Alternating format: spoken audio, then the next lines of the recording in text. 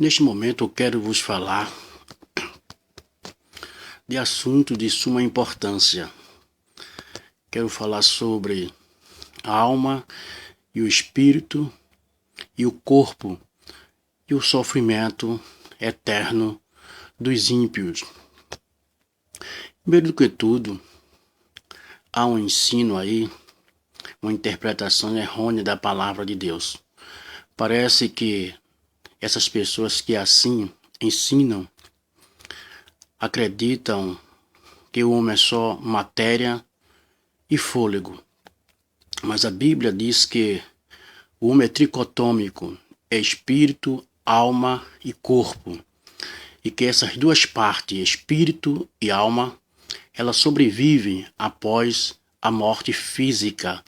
Ela não morre em decorrência da morte física. Porque há um ensinamento aí que diz que a alma morre ou fica dormindo. Mas eu vou provar biblicamente que a alma e o espírito, ele não dorme e não morre após a morte física. O versículo que essas pessoas se baseiam está em Eclesiastes. Eclesiastes é um livro que Deus deu sabedoria a Salomão, como nós sabemos, e Salomão experimentou de tudo relacionado ao mundo natural. E com respeito à morte, Salomão está se referindo à morte física, não está se referindo aqui ao espírito e à alma do homem. Iremos provar biblicamente, né? Porque a Bíblia é a revelação de Deus. Quero vos dizer aqui que a Bíblia, a palavra de Deus, ela foram inspirados, os autores, né, foram inspirados pelo Espírito Santo de Deus. E a própria Bíblia diz que a Bíblia não é interpretação, ela não vem de interpretação humana, né? Ela quer a ajuda do Espírito Santo, não é de particular interpretação. Ninguém pode dizer assim, esta é a verdade. Tem uma interpretação e essa interpretação dessa pessoa pode estar errada, porque não é de particular interpretação. Quer dizer, tem que ter uma iluminação do Espírito de Deus para compreender, porque a parte das Escrituras que elas estão naturalmente já explicadas ali, mas a parte que ela quer uma interpretação espiritual, porque está no âmbito espiritual. E aí a pessoa confunde, né? Não quer dizer pelo fato de uma pessoa ter um curso teológico, eles estão capacitados a interpretar todas as escrituras, saber o grego, o hebraico, não, de maneira alguma, porque ela foi inspirada pelo Espírito Santo de Deus. Apesar da palavra teologia é uma palavra muito profunda, estudo de Deus, né? Ninguém pode estudar Deus de maneira alguma. Nós conhecemos Deus através daquilo que a Bíblia diz, através do seu atributo, mas estudo de Deus, estudar Deus, o termo melhor seria bibliologia, estudo das escrituras, estudo daquilo que a Bíblia já diz concernente a Deus e tudo aquilo que ele fez, que criou, doutrinas, tudinho. Então seria o termo melhor, eu acho, bibliologia. Mas tudo bem, vamos ao que nos importa.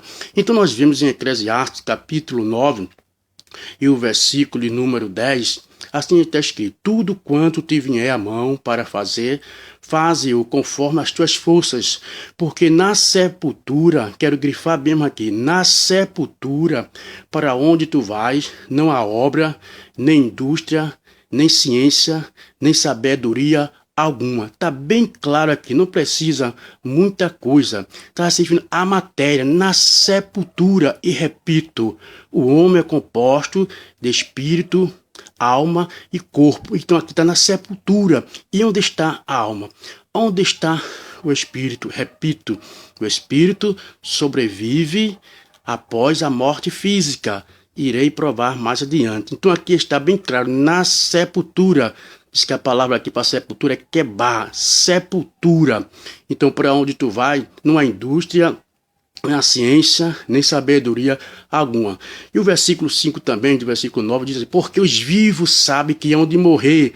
Está mostrando aqui os vivos que estão fisicamente, mas os mortos, os que estão na sepultura, no quebá, não sabem coisa nenhuma, nem tampouco eles têm jamais recompensa, mas a sua memória ficou entregue ao esquecimento. Até o seu amor, o seu ódio, a sua inveja já pereceram e já não tem parte alguma neste século em coisa alguma do que se faz debaixo do céu. Está bem claro aqui que está se referindo ao corpo, à matéria. Então vemos que este corpo do ser humano, ele está limitado também ao espírito, ao fôlego. Aqui, fôlego aqui não é aquela parte espiritual, né? Não é aquela parte da alma do ser humano, é o fôlego que a Bíblia diz que não distingue esse fôlego dos homens racionais e dos animais irracionais. Está escrito, Eclesiastes, capítulo 3 e o versículo 19, assim nos diz: porque o que sucede ao filho dos homens, isso mesmo também sucede aos animais. A mesma coisa lhe sucede. Como morre um, assim morre o outro.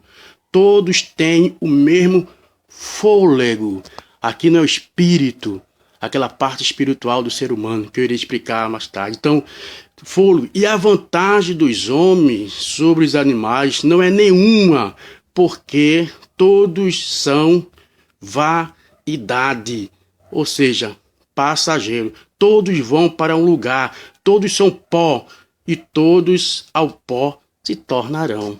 Veja, é aquele que eu digo, a matéria, quando o fôlego da vida física dos animais, respiração, isso que Deus soprou, o fôlego da vida física, os animais têm também esse fôlego, depende para estar vivo fisicamente. Então são todos pó também. Então os animais, então aí vemos que está bem claro, mas pó, a matéria. Então está bem claro aí que aqui se refere ao corpo, não se refere à alma, não se refere ao espírito. Então veja mesmo, quais são as faculdades do espírito? Espírito não é um fôlego, não é uma energia, como prega aí uma certa seita, né? Que o espírito é a força ativa de Deus, né? Ele não acredita no espírito de Deus como uma personalidade, né? Acredita como uma força, como um vento, como um sopro, não. O Espírito de Deus fala, o Espírito de Deus dirige, o Espírito Santo de Deus entristece, tem sentimento, é uma pessoa. Do mesmo jeito, o homem é composto de espírito e alma. Qual as faculdades do espírito do homem? Essa parte que Deus criou antes de formar a matéria, criou Deus, macho e fêmea, os criou. Depois Deus formou o homem, a matéria do barro, e soprou o fôlego da vida física.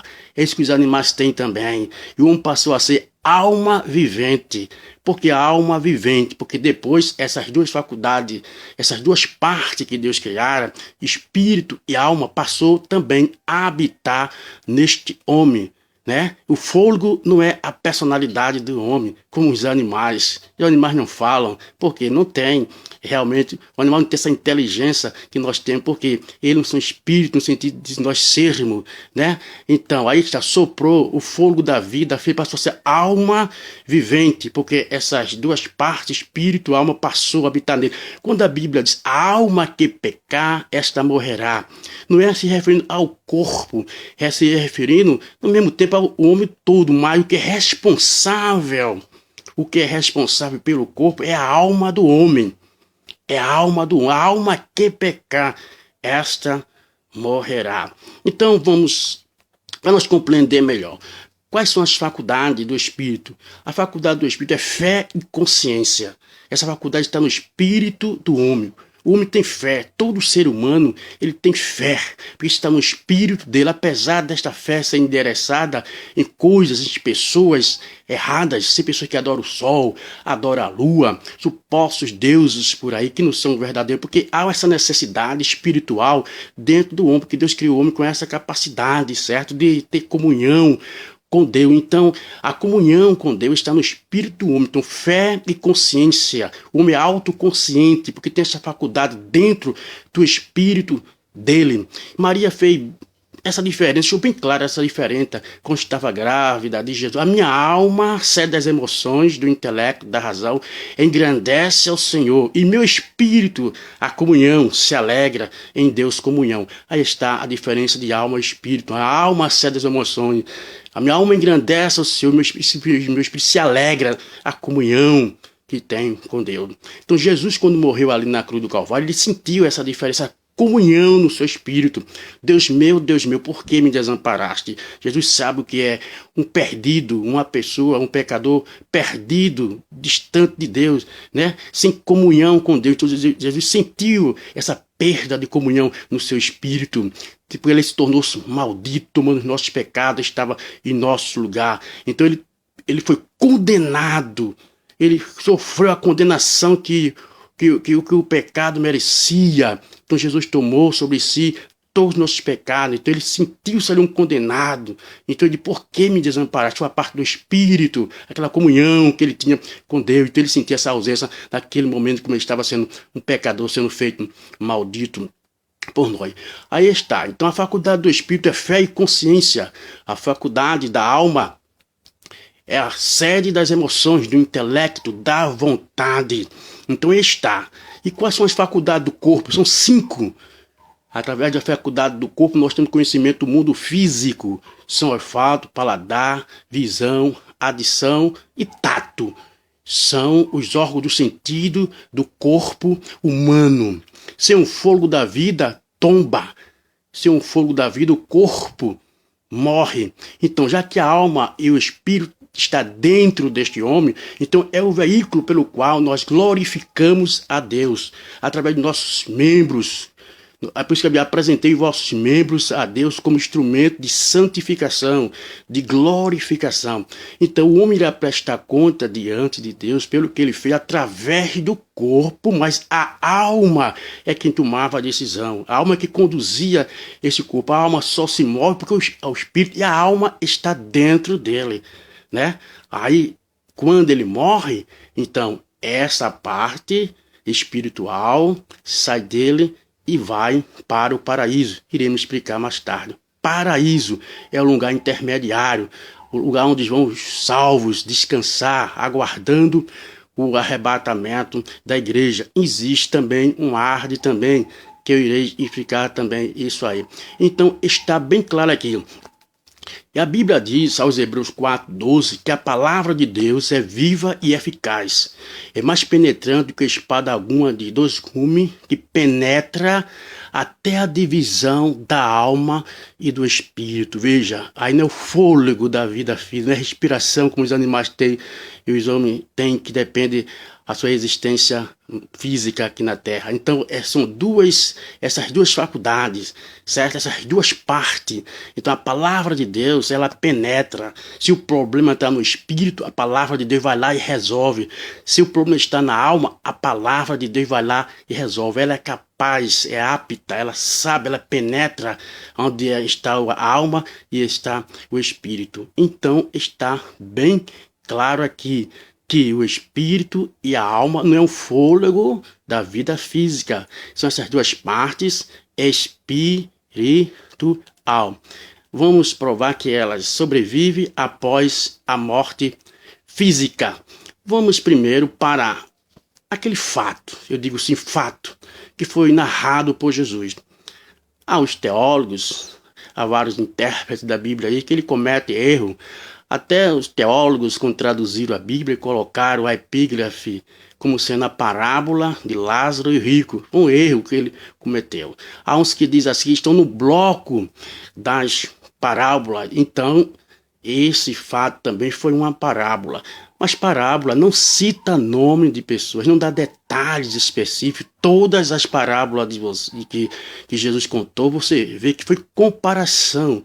Jesus comparou já com respeito a Lázaro e o rico. Está bem claro ali, que nós vemos isso em Lucas capítulo 18, né, que está ali, bem claro ali que aquilo ali não foi uma parábola, aquilo foi um fato que ocorreu. Está bem claro. Vamos os detalhes, né? Os mínimos detalhes. Veja, começa logo assim. Ora, havia um homem rico e vestia-se de púrpura e de linho finíssimo e vivia todos os dias regalada e esplendidamente. Havia também um certo mendigo chamado Lázaro, nome de pessoa que jazia cheio de charga à porta daquele que tinha doenças e desejava alimentar-se com as migalhas que caíram da mesa do rico, e os próprios cães, animais, vinham lamber-lhe a charga. E aconteceu que o mendigo morreu e foi levado pelos anjos para o seio de Abraão. E morreu também o rico e foi sepultado. Quero parar aqui. Veja mesmo, a diferença, quero falar, do corpo e do espírito da alma. Diz que morreu o rico, ele foi sepultado. A matéria, aí não tem nada a ver com a alma ou o espírito, aquela parte espiritual. Então a matéria dele foi sepultada, foi para o quebar. E já o Lázaro, quando morreu, os anjos levaram ele ao seio de Abraão. Aí não foi a matéria, foi o espírito e a alma dele. Por que os anjos? A Bíblia diz que os anjos estão a serviço daqueles que irão herdar a salvação. Estão prestando serviço a Deus. A Bíblia diz que os anjos levaram para este lugar de refrigério, para o paraíso. Existia uma diferença entre o Hades e o paraíso. Então, chegando lá, ora, o rico foi sepultado, mas estava lá no Hades. Veja, o corpo estava no quebar, estava sepultado, mas essas duas faculdades dele, espírito e alma, essas duas partes dele, estavam lá. E ele contemplou Lázaro ao seio de Abraão. Abraão representa o pai da fé. Então ele começou agora a implorar: Pai Abraão, manda. Foi uma imploração, vou deixar bem claro a Bíblia. E no Hades ergueu os olhos, estando em tormento. Veja, aqui não foi o corpo, estava em tormento. A alma e o espírito, existe um sofrimento intermediário. Existe um lugar intermediário, onde estão sofrendo aqueles que partiram deste mundo sem aceitar Jesus. No Antigo Testamento, aqueles que não aceitaram os ensinos dos profetas, de Moisés, porque há uns que dizem aí, com respeito a esse fato, quer dizer que Lázaro só estava no paraíso porque ele pelas suas... Não, que é isso? Não é pelas obras, não. Porque nós vemos o rico onde queria, que ele exclamava: Pai Abraão, tem misericórdia de mim, manda Lázaro que molhe na água a ponta do seu dedo e me refresque a língua, porque estou atormentado nesta chama. Aos críticos que não querem aceitar isso aqui como fato, diz assim: e no Hades tem água? Aqui foi a visão do rico. Era tão real o sofrimento que ele pensava até que tinha água lá, porque era um lugar confortável, não estava em chama. Então ele imaginou, manda, que ele estava no Hades. Você, a alma e o espírito, a água não vai resolver o problema do sofrimento no inferno, e nem tampouco aqui nesse lugar intermediário. Foi na visão dele, pelo fato de ser tão real o Hades e o lugar onde Lázaro estava, que ele queria até água. Estava imaginando essa possibilidade. Se tiver água lá, se tiver água aí, quer dizer, mostra, foi a realidade. Não quer dizer que tinha água do outro lado. Requer uma interpretação, requer uma ajuda do Espírito Santo para entender esse fato aqui. E Abraão disse, porém, a Abraão: Filho, lembra-te que recebeste os teus bens na tua vida, Lázaro somente males. Este é consolado e tu atormentado. Bem claro, né? Pelo fato de lá ser pobre, que ele estava ali, né? Pelos méritos dele. E o rico estava ali porque era simplesmente rico.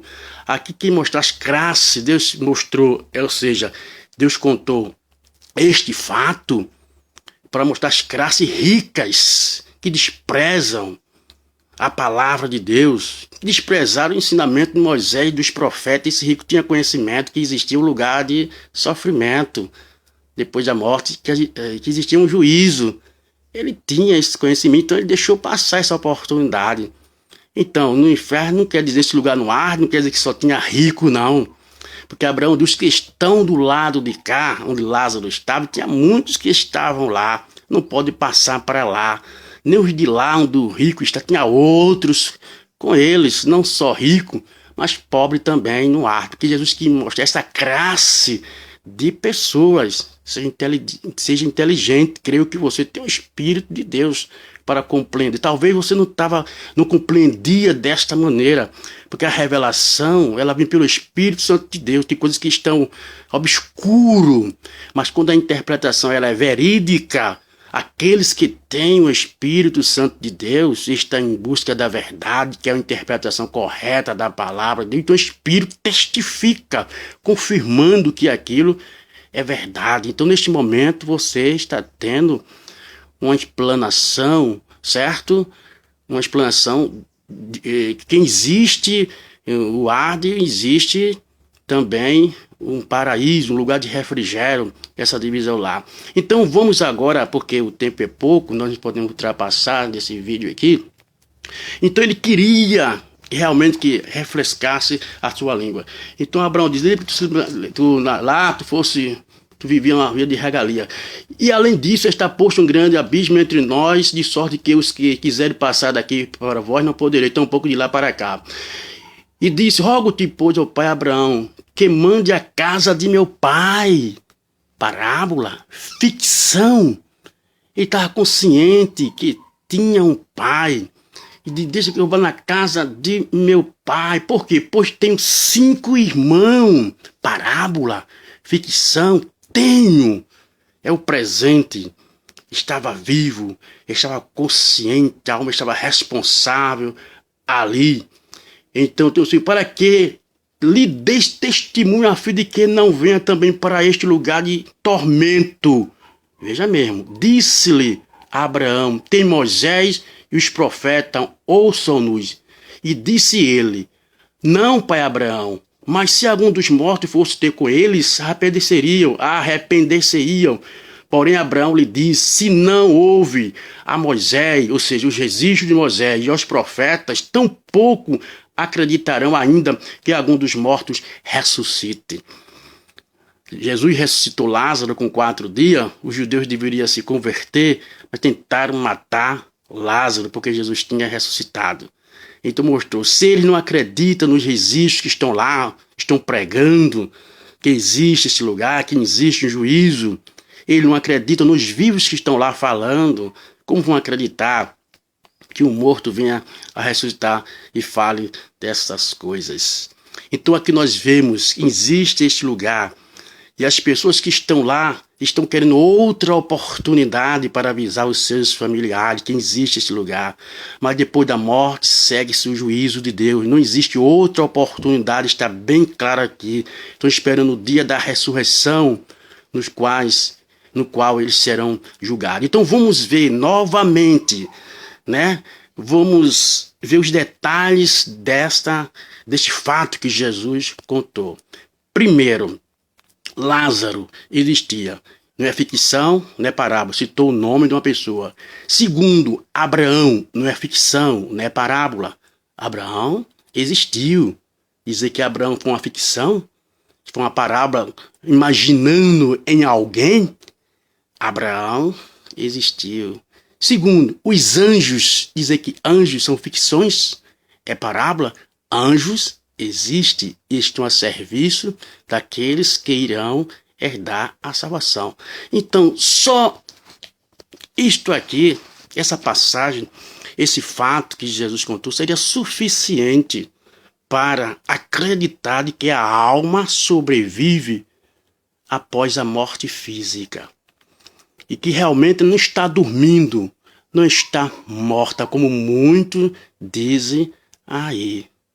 Ora, se a alma está morta, ou se a alma está dormindo, Então tem que haver ressurreição da alma, tem que haver ressurreição do espírito e ressurreição do corpo. Mas não é isso que a Bíblia diz. A Bíblia diz que os mortos irão ressuscitar, certo? Então, este corpo da gente que é corruptível será revestido da incorruptibilidade, aquele que não se desgasta, não se envelhece, não adoece. Então, será revestido da incorruptibilidade. E aquilo que é mortal, aquele que é mortal, que morre, será revestido da imortalidade. E teremos um corpo semelhante ao corpo de Jesus. Quero também aqui falar de um ensino que tem sido ensinado aí, dizendo que os anjos, eles não têm sexo, né? Diz que os anjos são assexuados, é a palavra, é o termo que se usa. Eu não sei aonde foram encontrar esta palavra para dizer que os anjos são assexuados, pelo fato de Jesus dizer, aqueles que foram dignos da ressurreição, nem se casam e não se dão em casamento. Requer uma explicação, uma interpretação deste versículo. Por que os anjos não se casam? Porque os anjos foram criados pelo poder da palavra de Deus. Os anjos não foram produto de procriação, de casamento. Deus achou por bem de criar pelo poder da sua palavra. Apareçam os exércitos celestiais e apareceram a quantidade X e nós não sabemos a quantidade dos anjos. Já com respeito ao ser humano, ele é produto da procriação. Então Deus criou 2 sexos. Deus não criou 3 sexos. Há pessoas aí que estão criando 3, 4 sexos. Mas a Bíblia diz que Deus criou macho e fêmea. O homem para a mulher e a mulher para o homem. Não o homem para o homem, não a mulher para a mulher. Então, Deus criou macho e fêmea. Por quê? Um dos motivos foi esse, para procriação, para povoar a terra. Então, Deus criou macho e fêmea. Como nos seres angelicais, não seria um produto de procriação, então Deus só criou os anjos. E eu acredito que os anjos são seres do sexo masculino. Ora, se Deus criou só 2 sexos, macho e fêmea, e a Bíblia diz que Deus criou o homem à sua imagem e semelhança. Criou primeiro, aquelas 2 partes que eu falei, imagem e semelhança, caráter, personalidade. Seu espírito foi criado conforme a imagem de Deus. Deu um ser pessoal, deu um ser inteligente. Então essa alma, esse espírito também são ser inteligente, consciente, responsável. Então, com que base se pode dizer assim que você diz que os anjos, ele tem sexo e o sexo dos anjos é do sexo masculino? Veja mesmo, Jesus quando veio a este mundo aqui, Jesus estava no céu, era o próprio Deus, foi Deus humanizado entre nós. Quando Jesus nasceu, que sexo teve Jesus? Era para Jesus ser assexuado, né? O certo seria ele, ser assexuado. Então que pecado houve em Jesus ser do sexo masculino? Ora, se Jesus não ia casar, que necessidade haveria dele ter sexo, ser masculino? Você pode dizer que você prova que Jesus tinha sexo? Nós vemos isso na Bíblia, está bem claro aí, em São Lucas, ali quando Jesus nasceu. Então Jesus foi circuncidado, né? Levaram Jesus para ser circuncidado. No 8 dias de nascido, levava os meninos para ser circuncidado, né? Nós vemos isso, está escrito na Bíblia, em São Lucas. Se você quiser ver isso aí, está escrito em Lucas capítulo 2, versículo 21 e 24. Vamos ler, né? Porque lendo fica melhor, né? Porque às vezes diz assim, mas eu quero ver onde é que está escrito. Então, São Lucas, capítulo 2, estou com a Bíblia aqui, né? Em minhas mãos. São Lucas, capítulo 2.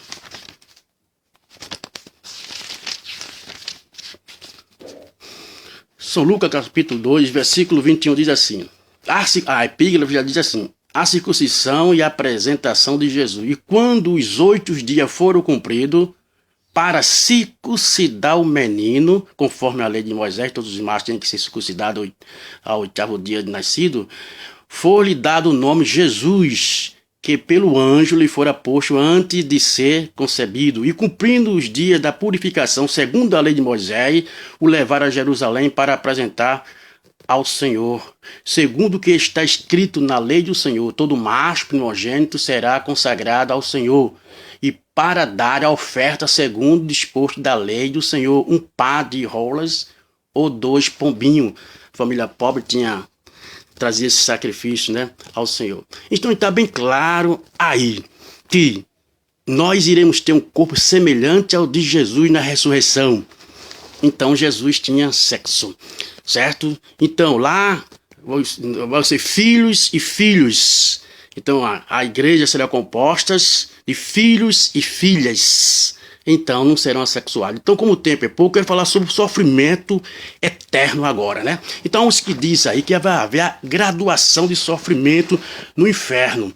Mas eu quero vos falar bem claro aqui que não haverá graduação de sofrimento no inferno. O que significa? Veja mesmo, no inferno vai acontecer. O inferno é um lugar só. O inferno está preparado para o diabo e seus anjos. O inferno foi feito para o homem, foi feito para o diabo e seus anjos. Como o ser humano vai rejeitar o plano da salvação, então também eles irão para lá. Veja mesmo, o que vai fazer eles ir para lá é o pecado da incredulidade. Vejam mesmo, há pessoas que dizem assim, mas Hitler matou quase 6 milhões de judeus, então a punição dele não vai ser igual a determinadas pessoas.